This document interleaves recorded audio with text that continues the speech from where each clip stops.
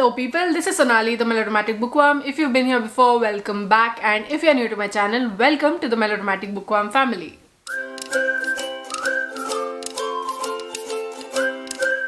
Also welcome to part 1 of a very long project that I took up at the beginning of the year, in which I attempt to clear up my Netgalley shelf because, I panicked at how so many books were getting added to that shelf and how the number was growing. And I started this vlog thinking that okay, there are 7 or 8 books at this point. I don't remember the exact number that was on there, but there are these many books, so I can finish it in maybe 2 or 3 months and then put it up towards the middle of the year. But that did not happen because I kept requesting arcs and I kept getting approved, which is why this video has gotten pushed towards the end of the year. And it would have moved towards next year as well if I hadn't put my foot down and I was like, enough is enough. We are starting the new year with a clean Netgalley shelf. And at last count, there were 16 books that were about to make it to this vlog, which is when I decided to split this video into 2.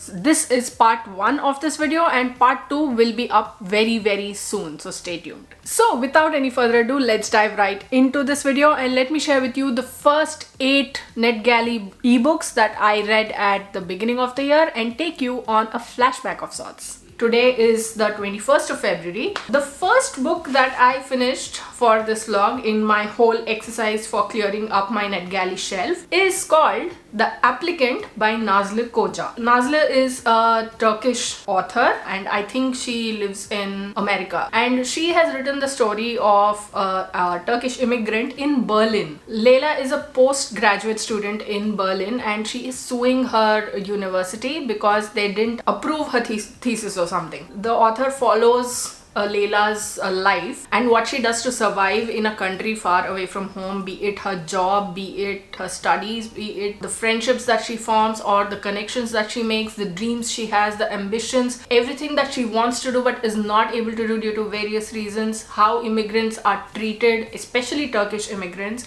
And that is what forms this entire story. I was super excited to read this book, but it was not what I was expecting, and I don't know if I mean that in a good way or a bad way. She talks about how the political situation in Turkey has affected her parents, her family, and how her mother and sister are getting by and how she is getting by over here, how the politics of Germany itself affects her, how the behavior of German people or anybody for that matter living in Germany is towards Turkish people and immigrants. It's a heavy book for sure because the author makes some fabulous political points about both situations. She takes us through what made her end up over here. Plus, and more importantly, she talks about how combined with politics, patriarchy can be such a deadly weapon in the hands of misogynists and in the hands of powerful people. But those points, I feel like they are not enough to save this book, because even though this is the whole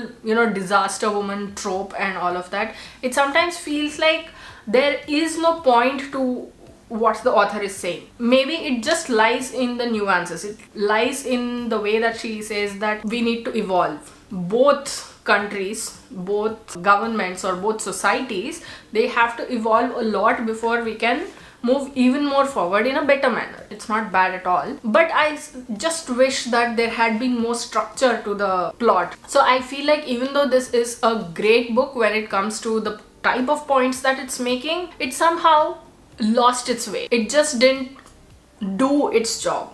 It just did it. But I gave The Applicant 3 stars out of 5, which is good enough in my opinion.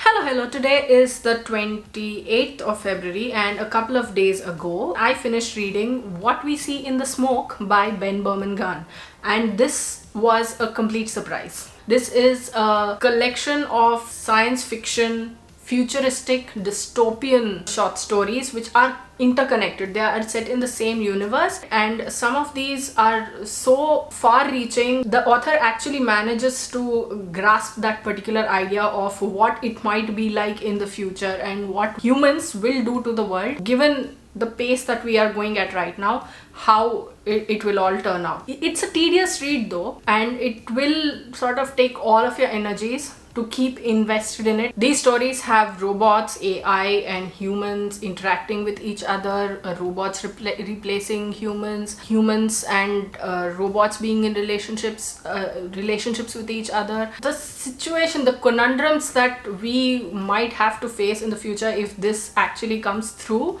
and it's like a reflection. We are so hell-bent on furthering technology, and we are so hell-bent on making AI into a replacement for humans that we don't think of the repercussions. That's something that this book does. These stories show us that, look, if you continue to go like this is what it's going to be. And I really liked it. The only negative was the tedium that I was talking about. It takes some time to get into, and that tedium is so overwhelming, you cannot ignore it. But if you stop and think about what the author is talking about, think like, okay, I see, and I will forgive that tedium. So because of that, I logged off 1 star. I gave it 4 stars out of 5, which is still great. Hello people, today is the 10th of March, and today I finished reading The Daughters of Madurai by Rajashree Warrier. I got super emotional reading this book. So this is a story that is set in 2 timelines. One is set in 2019. It's set in Sydney and Madurai both. And the other is set in Madurai of the early 90s. In the early 90s, Janani is being harassed by her mother-in-law mostly for giving birth to girl children. And those girl children are wrenched apart from her, and female infanticide, and how her life continues from there, how she bears the brunt of this trauma, of the harassment that she's facing, of being wrenched apart from her daughters. And in 2019, it starts off from Sydney, where they are now settled. Her daughter Neela has agreed to come to Madurai because her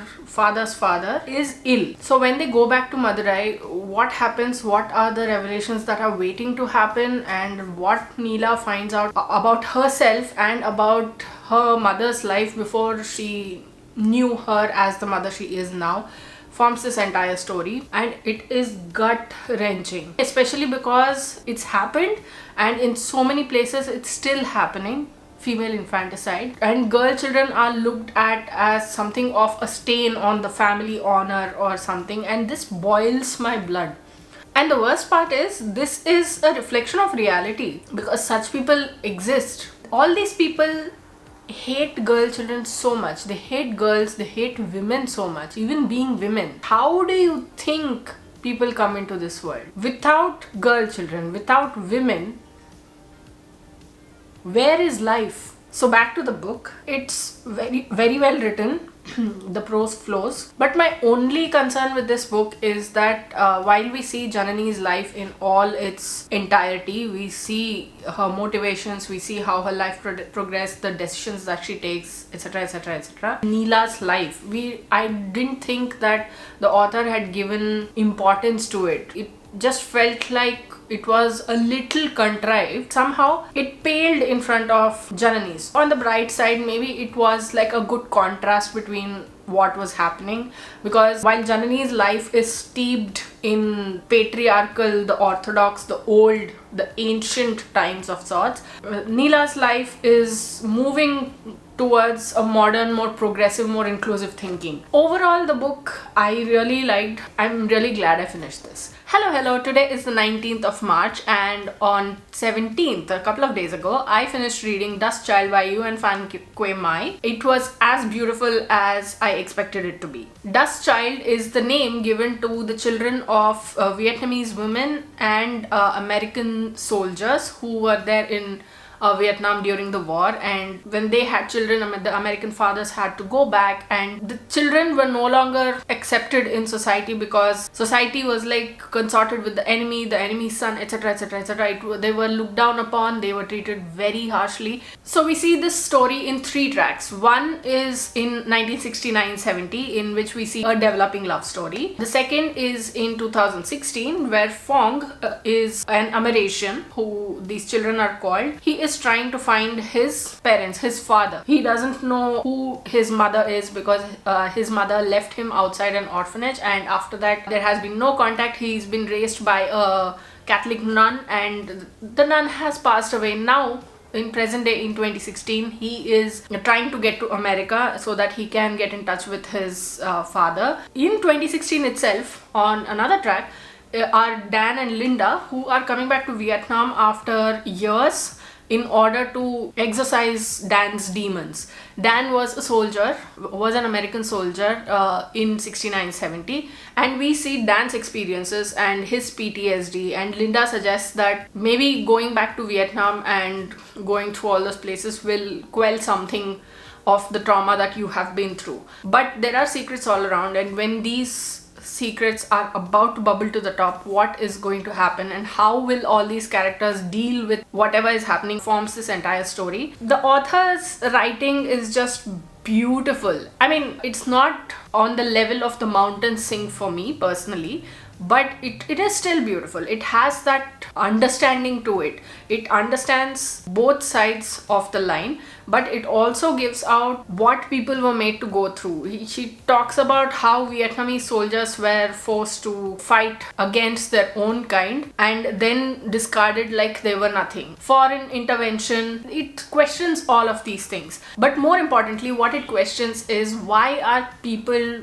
treated the way they are? Why can't we all live in peace and harmony? Why can't we accept each other the way we are? And this is the kind of thing that the author does. She takes each of these lives, dissects them, puts them back together along with their decisions and everything, and then brings out a story that's fantastic to read. It has become one of my favorite books of 2023, that is for sure, because of the writing, the story, the author's gentle, kind, compassionate way of treating her characters and treating the story, and the years and years of research that has gone into this book shows how much the author cares. So basically, this was my 4th book. I'll see you once I finish reading the next book. Hello people, so today is the 26th of April and I finished reading another book for this vlog last night. The Woman in the Library by Sulari Gentle. I was about to say The Woman in the Window, but it was kind of a murder mystery kind of thing, and it has a story within a story and all of that. 4 people are sitting at a library table when they hear a scream, and this sort of mystery is what brings them together, what bonds them, how they come to terms with what's happening, what follows, and how their own relationships change and their pasts come tumbling out of the closet. There are skeletons in the closet, and how they deal with this whole thing forms the entire story. And I wasn't impressed. It was a letdown for me because it felt like the author was dragging it way too much, in the sense that she tried to do character analyses, but in the end it just ended up to be one of those rambly things where she's just going by the year and they don't have any particular idea about where exactly they are going to take the story.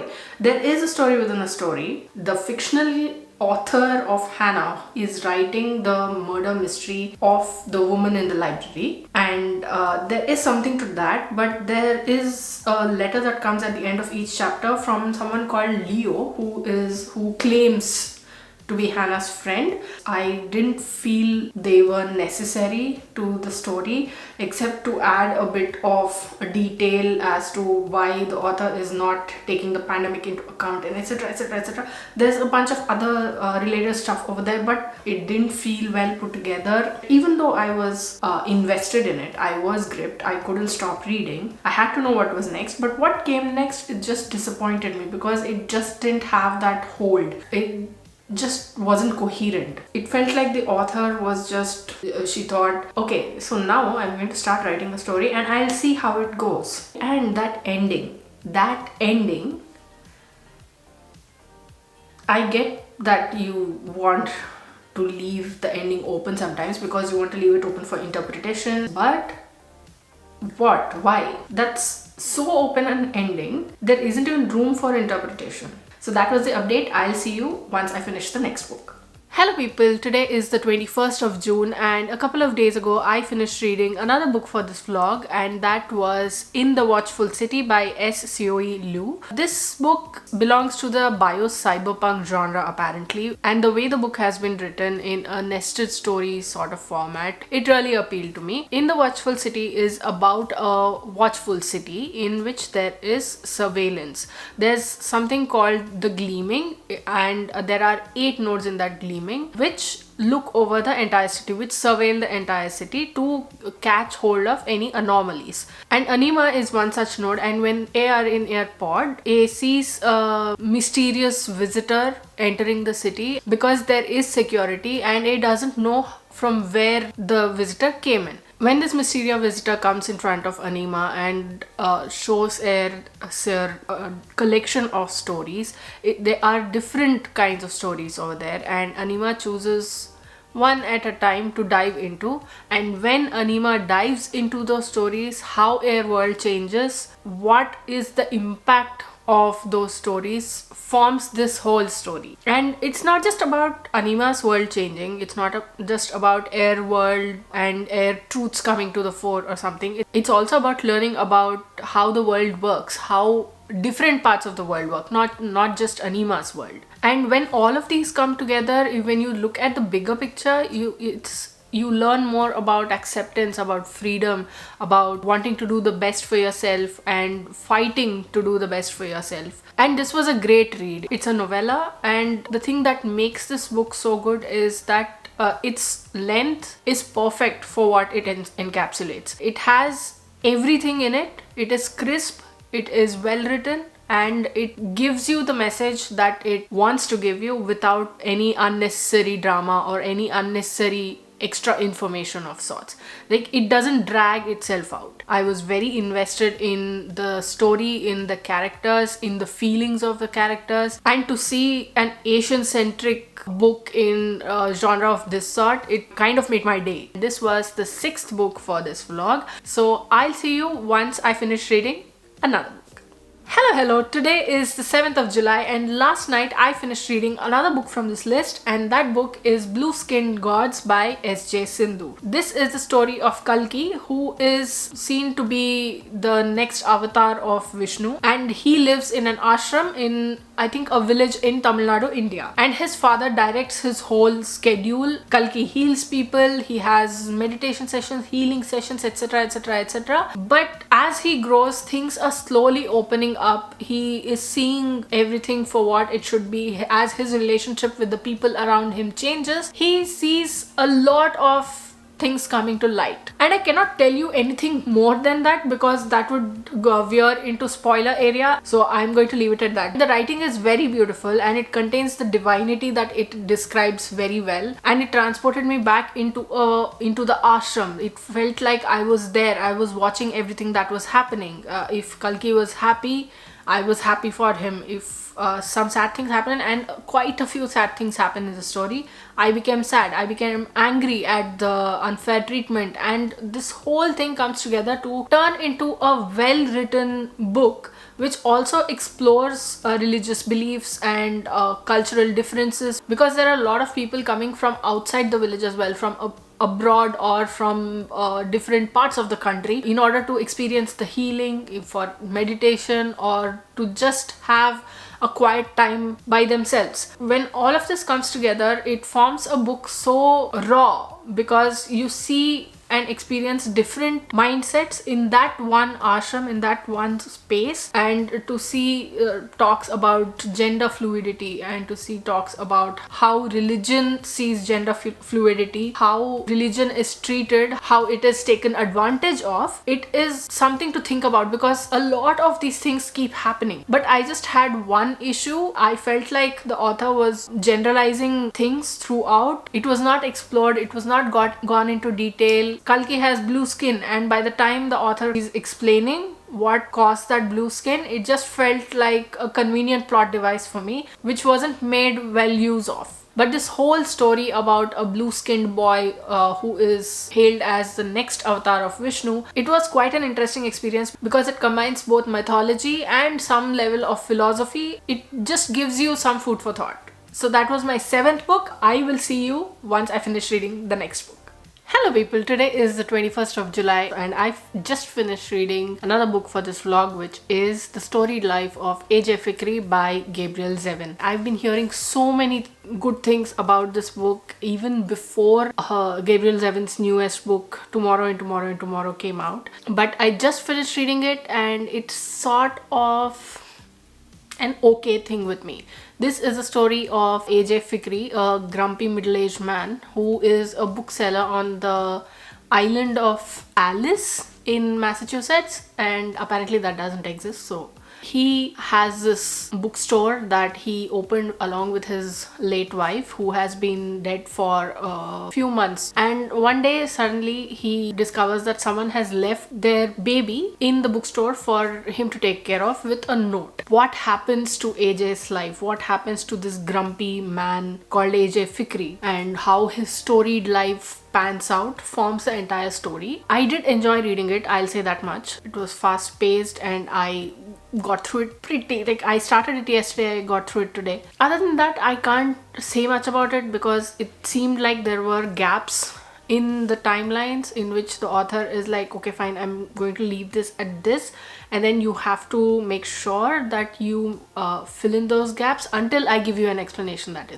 That's completely fine, but it somehow makes the story seem a little fragmented. Plus this fragmented storyline is sort of brought into sharp contrast when for me personally, the characters seemed a little unconvincing and I was just not feeling what the author wanted me to feel. There is still loads of warmth, there's still loads of feel-good stuff throughout the story, even though that ending is sort of like to show how the bookseller's life, the grumpy bookseller's life, has come full circle. It just seemed a little off to me. I can't really explain it, but on the whole, it was a good read. It was like enjoyable read, quick, fast-paced, etc, etc, etc. But I wouldn't place it at classic level. So that was part 1 of me trying to clean up my Netgalley shelf. What did you think of this video and the books mentioned in here? Let me know in the comments below. I'd love to hear from you. Part 2 will be up very soon, so if you'd like to stay updated, then don't forget to hit that bell icon beside the subscribe button so that you can stay updated. Wow, I'm a genius. But thanks for watching. I'll see you in the next video. Until next time, keep reading, keep watching, and add melodrama to your life.